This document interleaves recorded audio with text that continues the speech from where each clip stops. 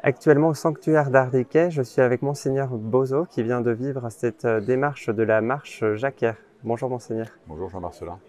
Alors ce midi, les pèlerins ont terminé leur 6e journée au sanctuaire d'Arléquet en étant partis de Bénévent-l'Abbaye le mardi 6 juillet.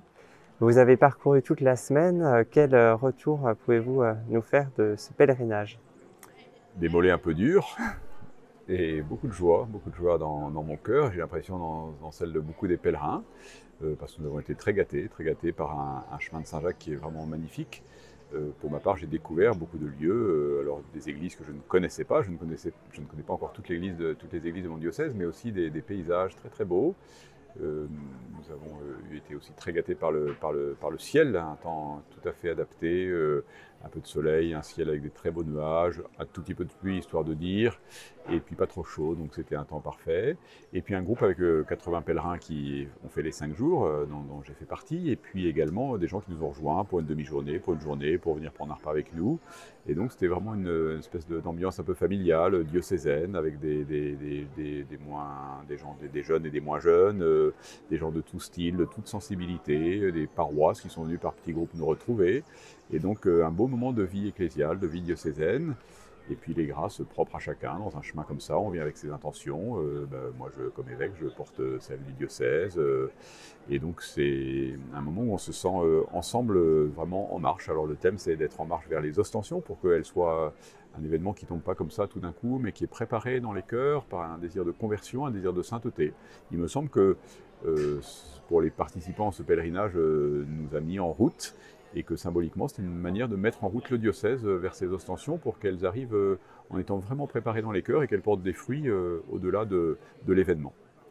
Et donc vous parlez de cette marche vers les ostensions. Donc cette année, c'était l'année de la foi, qui se conclut par cette marche. Et donc l'année prochaine, c'est l'année de l'espérance.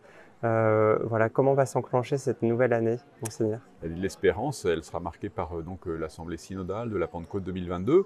Je trouve que c'est une très belle transition parce que synodos, hein, c'est faire le chemin ensemble. C'est exactement ce que nous avons fait depuis Bénévent-l'Abbaye. Nous avons fait un synode, c'est-à-dire nous avons fait un chemin ensemble, une marche ensemble. Eh bien, moi je me suis aperçu de ça, y compris comme évêque, d'avoir la grâce pendant 5 jours d'être en permanence avec des gens, de pouvoir prendre le temps gratuit, un peu long, ce qui m'arrive assez peu souvent, de parler avec des gens que je connais, avec des gens que je ne connais pas, de les connaître, de répondre à leurs questions, de leur en poser. C'est aussi comme ça qu'on sent mieux ce à quoi l'Église doit répondre.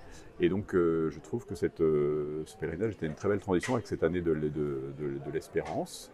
Et donc l'an prochain, on continuera de chercher ensemble ce que les seigneurs attendent de l'Église pour ce début du XXIe siècle, et pour être à la fois fidèle à ce que Jésus nous demande et qui ne nous appartient pas et qu'on ne peut pas modeler à notre goût, et puis en même temps pour nous adapter au monde dans lequel nous vivons et y annoncer l'évangile aujourd'hui. Donc l'équipe qui prépare le rassemblement de Pentecôte 2022 continuera de nous donner les moyens de réfléchir ensemble et d'aller chercher euh, tous ceux qui sont susceptibles de s'exprimer pour qu'on discerne vraiment la volonté du Seigneur.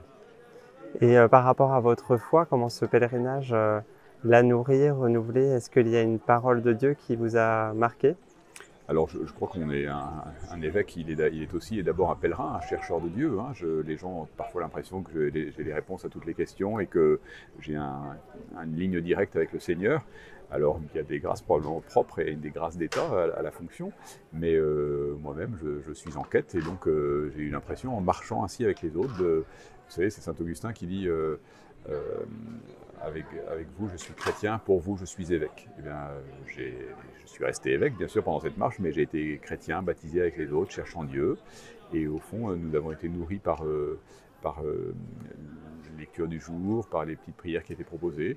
Il se trouve que pendant cette semaine, on entendait dans la Genèse le cycle de Joseph. J'aime beaucoup cette histoire de Joseph et moi, elle m'a nourri parce que c'est une longue histoire qui montre comment, à travers des aléas parfois difficiles, la providence de Dieu est à l'œuvre. Donc ça a nourri mon cheminement pendant ce pèlerinage. Et pour terminer, pouvez-vous nous partager une joie ou des joies?